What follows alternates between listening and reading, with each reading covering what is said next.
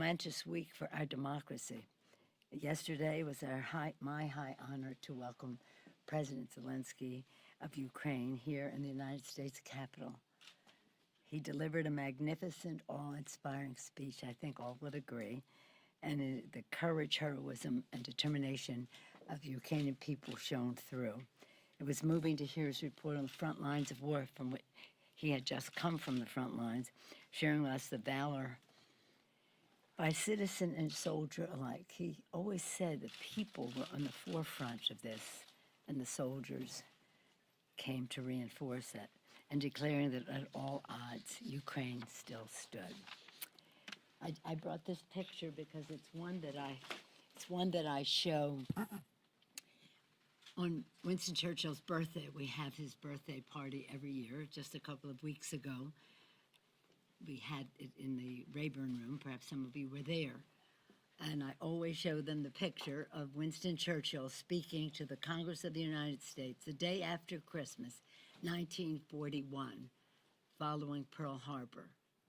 And my father, Thomas D'Alessandro Jr., Baltimore, was there. And this arrow points to where he was sitting here. And so it always was a source of pride to me that my father was there that day. And now a source of pride that I could be there to hear another heroic leader of a country at war, come ask for help. When Winston Churchill came, what he said, now think of this and think of last night. He said, "We are doing the noblest task in the world, not only defending our hearths and homes, but the cause of freedom in every land." So much the theme, so much the common purpose of President Zelensky. But I'm so proud of this. And when I wrote to the members about coming, I said, I take great pride in my fact that my father was there for that.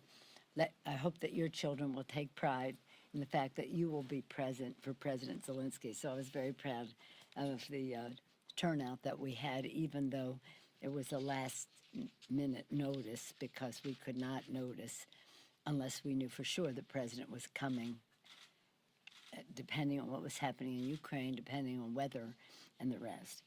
Again, democracy on the line. What an honor it was to have the flag that was presented to President Zelensky by the troops, and they asked him to bring it to us to say thank you. We don't have it here, but we're having it framed so you'll see it in the halls of Congress for a long time to come, but thanking the Congress of the United States and the American people for their support, signed by the soldiers. Of course, they thanked the President of the United States, and we're very proud of his leadership in all of this. We gave him a flag, and he said, "I'm bringing you a flag." I said, "Well, I'm bringing you a flag." And so we gave him the flag and the latest manifestation of the unshakable relationship between our two countries. This week was also marked by a focus on democracy here at home. Today, the world will see the final report of the Bipartisan Select Committee to investigate January 6th, after 18 months of tirelessly defending democracy. We salute Chairman Thompson, I just did in the caucus, and Vice Chair Liz Cheney, and all the members of the committee for their persistent patriotic leadership. The 117th Congress began with a violent assault on our democracy, and now we hear its conclusions. We have a vital roadmap ensuring justice will be done, and that this won't happen again. In keeping with our special focus of the week, the excellent work. This is an enormous undertaking, the Omnibus package. Take strong steps to defend democracy. Included in legislation another round of security, economic, and humanitarian aid for Ukraine. As President Zelensky said last night, this money is not charity. It is an investment in global security and democracy. Indeed, it is a worthwhile investment, and our bipartisan bicameral support must continue because the battle for Ukraine is a battle for democracy itself. Also in the Omnibus, and this is pretty exciting for all of us, we're addressing some of the vulnerabilities in the January 6th attack by reforming the Electoral Count Act. We will thwart future attempts to undermine the peaceful transfer of power. And thanks to Democrats, numerous negotiating, the negotiating on this, the bill is the appropriations bill, and that is what keeps government open and meets the needs of the American people in the Appropriations Committee. Probably bigger than that are the provisions in the bill. We call it ash and trash, and that does remarkable things, and we had tremendous success with that. In fact, the highest, in terms of appropriations, the highest domestic, non-defense domestic number ever. We always want more, but nonetheless. And again, thanks to the tenacious negotiating, Rosa DeLauro was a maestro. It is a maestro. I mean, she's a tough negotiator, but a maestro with a baton and a stick. We've secured significant increase, heavily invested in families and workers, honor the commitment to our veterans, and strengthen democracy at home and abroad. Most people don't know that veterans fall under the domestic agenda. It is a consequence of war, it is a part of our security, but it is not included in the defense budget. So when we're fighting for a bigger defense number, it is also to accommodate meeting the needs of our veterans. And we want to honor them every chance we get. And this year, the PACT Act was something historic and needs to be funded. That will take some more time, but we do have funding in this bill for it too. It's our hope the Senate will swiftly pass this package. Again, my delay related to how we see what will happen there on certain amendments, when we would get the bill, how much time it takes once it's passed to come over here. I know you're interested in schedule, so that's why I'm being more specific in the details there. Our hope would be that if it was finished this afternoon, it takes us about 5 hours to get the bill. We go to rules, we could pass it tonight. That would be our hope. But we're, shall we say, waiting to see how long the debate goes there. We want people to be able to go home, and as you know, there's storms across America, and hopefully that will be a motivation for expedited discussion there, or just submitting for the record or saving it for another day or whatever.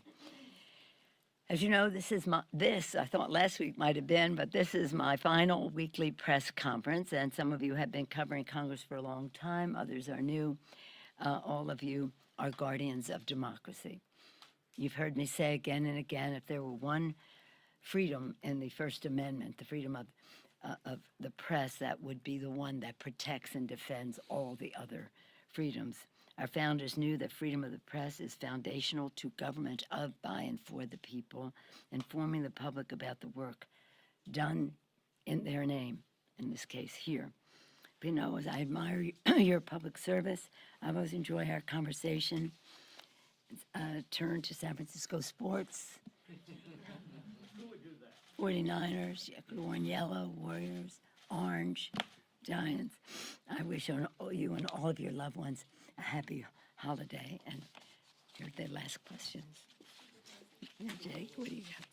So just on the omnibus timing, a little bit digging a little deeper. So from the time the Senate passes it, it'll take 5 hours. Well, it takes a number of hours. It is. To get to the House. So that'll be. Until we have the bill, we cannot signal a Rules Committee. Right. The Rules Committee needs an hour's notice, and then we hope that it would not be a long Rules meeting. Hopefully, we could get expedited procedure in that hour of notice, and that we could just move this even more quickly. When you do the bill, just so you know this, because I'm an appropriator and I take great pride in the work of appropriators. After after you have the bill, so we have a bill, okay, now they may amend it, and we'll see what happens, but when you have the bill, you sit side by side and read everything in it, so that it is, what is being written in the parchment is exactly Right. what is the bill. That takes a long time for thousands of pages.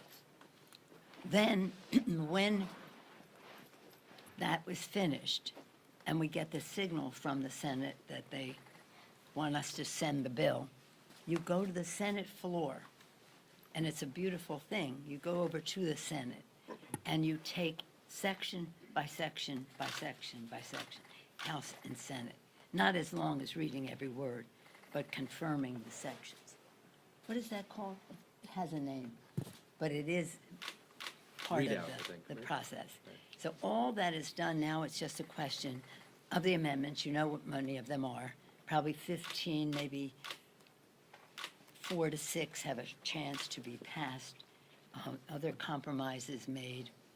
And it's just a question of how long people decide to talk on the floor.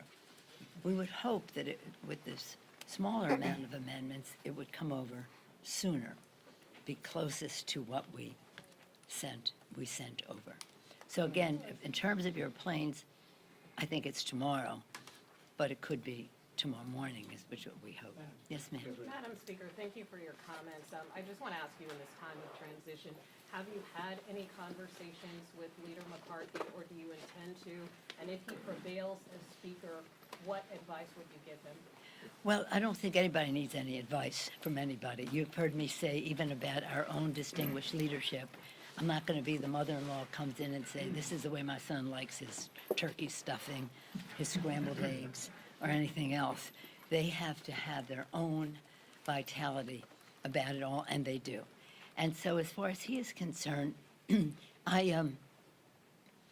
yes, we haven't had any formal conversations, but we interact, and I'm just hoping that on January 3rd, that they'll be expeditiously able to elect a speaker so that we can get on with the work of the Congress. And just so you know, this may interest you.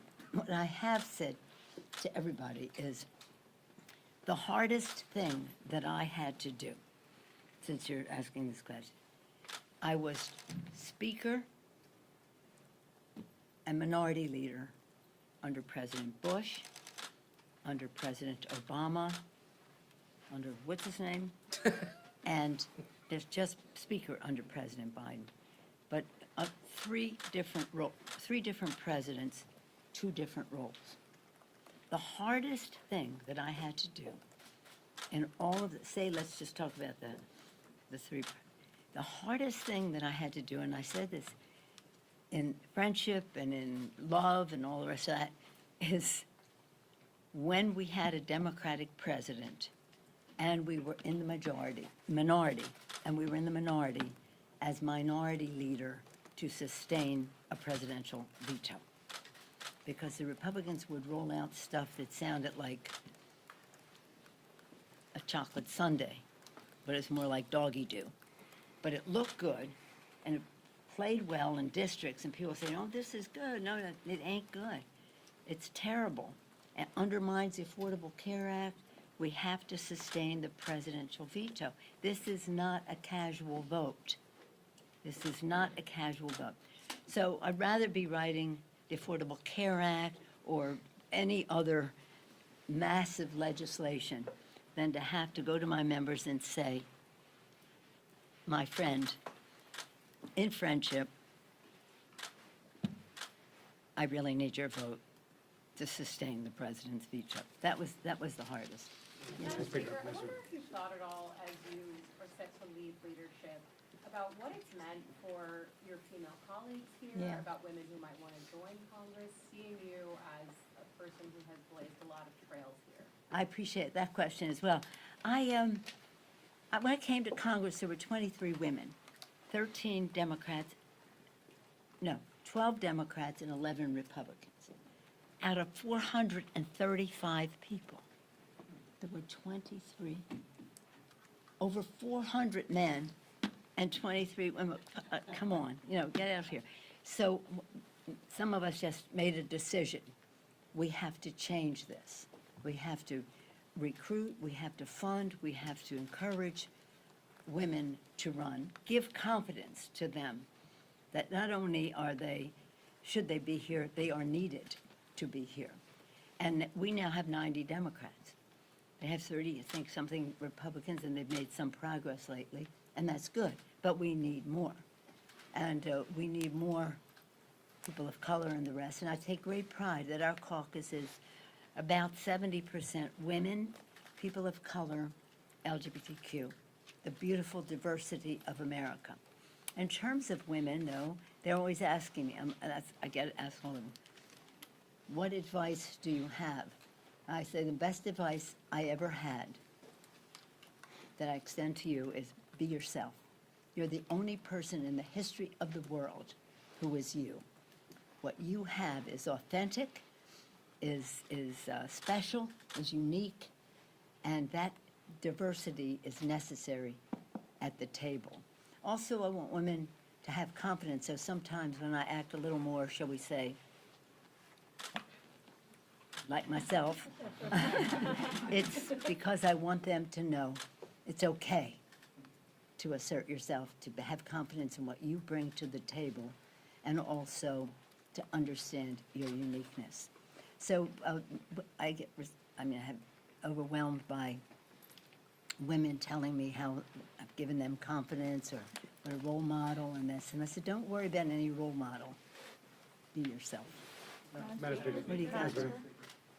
Seems appropriate that Chad would have one of the last questions. If you don't think it's appropriate, we don't have to have it. Fine I'll by leave it us. up to you in this democratic forum. In any event, thank you. Considering the consternation on the Republican side of the aisle picking the speaker, as somebody who has been speaker and has been through speaker's races before, does that bother you about what that says about the stability of the House of Representatives if they're having trouble picking a speaker even with somebody? No. Politics you might, and might you be the last speaker for a while until they pick a speaker? No, I think they'll have a speaker. I think that my interest, and all of us, having to the integrity of the institution, the strength and respect that the institution commands and should command.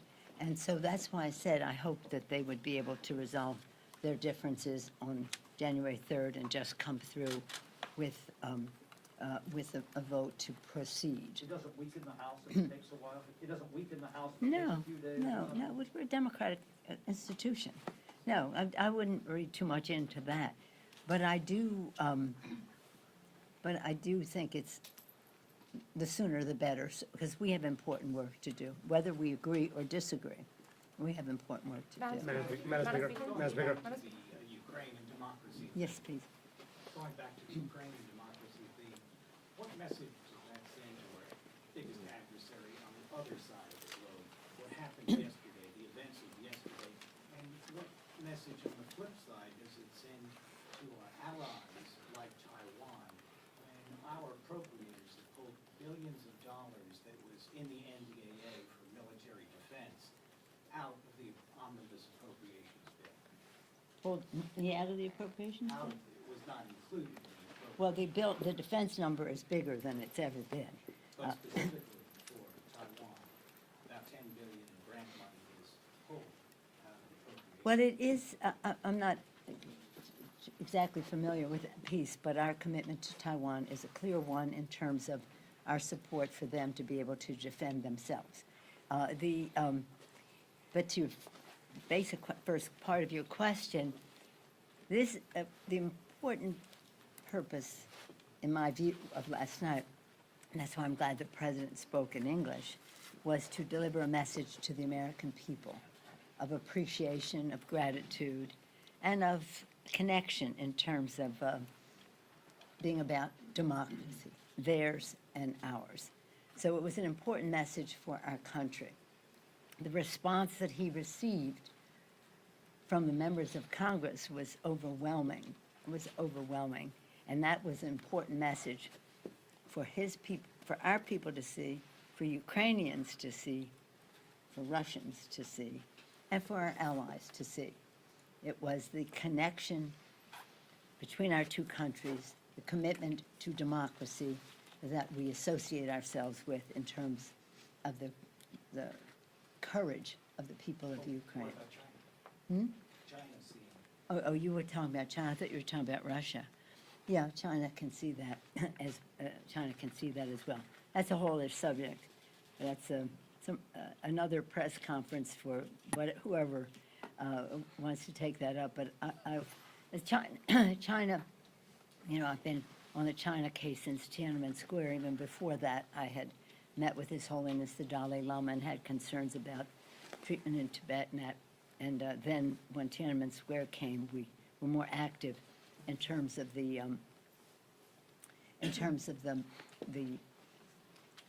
trade, proliferation of weapons of mass destruction, human rights, and all that, and the rest of that. Interesting to see how China calibrates its activities with Russia in all of this. But I think it was an important message. And isn't it interesting that December to December, see, I invited him October 20.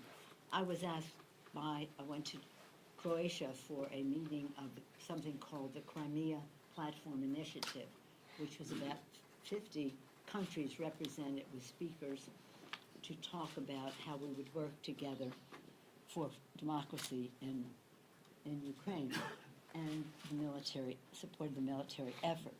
At that time, October 24th, in a meeting with the delegation from Ukraine, they asked for a joint session. They asked for some other things too, like patriots, so they got that on the trip too. But then it was a question of time.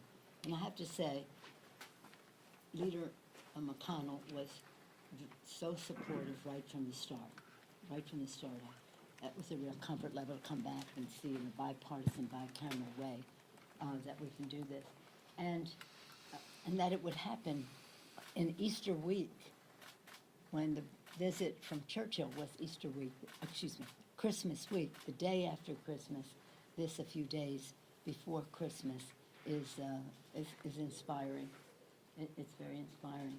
So again, it's a message that is inspirational as well as strong and informative as to our bipartisan, bicameral support for Ukraine, as well as admiring the leadership of our President, President Biden. Madam Speaker Speaker, Pelosi. Madam Madam Speaker, Speaker. the D'Alessandro family present for Churchill. You knew President Kennedy. The Pelosi family, through you, serving in the House through all of this history. You have been in the Democratic leadership now for 2 decades, Speaker of the House twice. This is a major transition moment to now move into a different role in the House your family has long been connected to. Could you offer us some thoughts about how you will approach your new role in the House in the new year, both on policy and on your role with the Democratic Party? How do you see 2023 for Congresswoman Pelosi? Well, we could have a whole seminar on that, but we won't because we're waiting to hear from the Senate. Here's the thing. As Speaker of the House, I have awesome power. As now transitioning to a different role, I expect to have strong influence, but not on my members, just in terms of encouraging more women, for example, to run, to talk about civics and how we have to, used to be a requirement when I was little, 100 years ago, but now it's an elective and most people are not familiar. So I have to see what that path is. But the Speaker of the House is a very big job, and just wrapping it up will take time.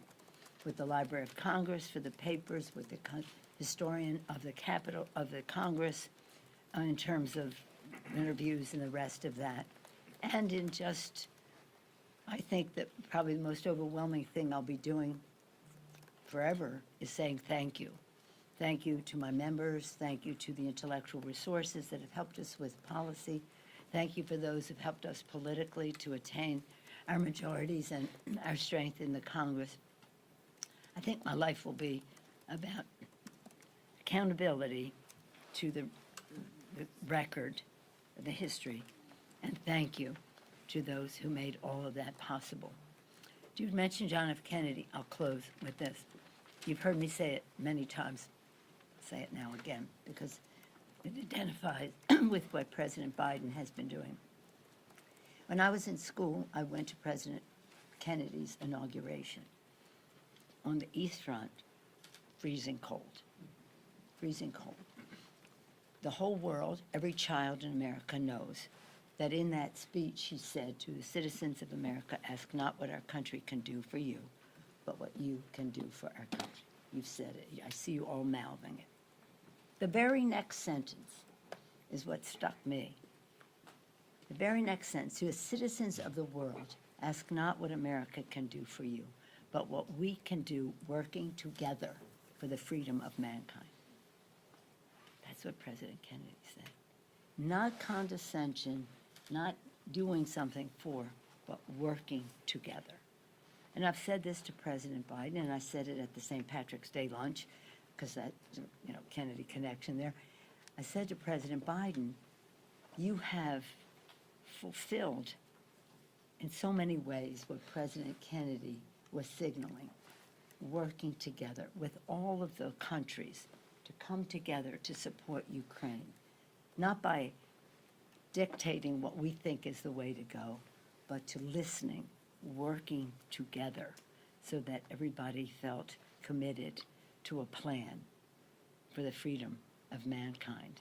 And that's how I tie being there as my father's daughter at the inauguration to what happened this week and what our responsibilities are later.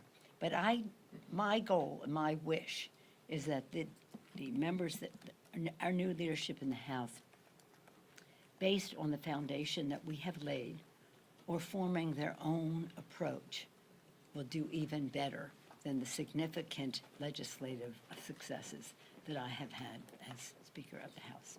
Thank you all. Happy holidays. Merry Christmas, Happy Kwanzaa, Happy Hanukkah, whatever you celebrate, enjoy your families. Yes, thank you. The Thank you. Giants lost out on Correa. You have to comment on the Giants losing out on Correa. He went to the Mets. The San Francisco Giants were supposed to get Correa, and he's now a Met.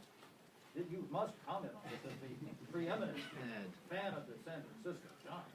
Yeah, I was celebrating when he was coming to the Giants. Yeah. But, we'll talk sports later, okay? Right now, we just want to see who's winning on these events. So we can meet the needs of the American people and go home. Thank you. Said she still wants to have a strong lunch. Yeah. What'd you think, Alex?